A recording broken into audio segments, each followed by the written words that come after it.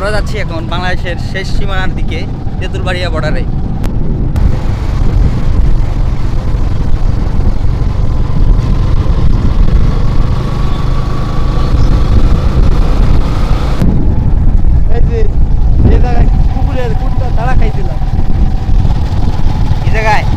এই জায়গায় চিনা চিনা লাগতেছে আমার। আসলাম তো একটু ওই ওই ছোট টিভিএস গাড়ি টিভিএস দিয়ে আসছিল। এর মাথা নষ্ট হয়ে গেছে। মাথা নষ্ট করবো নি রাইডে এখানে ওরকম ফল মারতে হবে আরো টানবে কিন্তু আমার তো মাথা ঠিক আছে তাই না বাঁশের সারি সারি গাছ আর মাঝখান দিয়ে রাস্তা অস্থির। এটা একটু আগে করে নাও।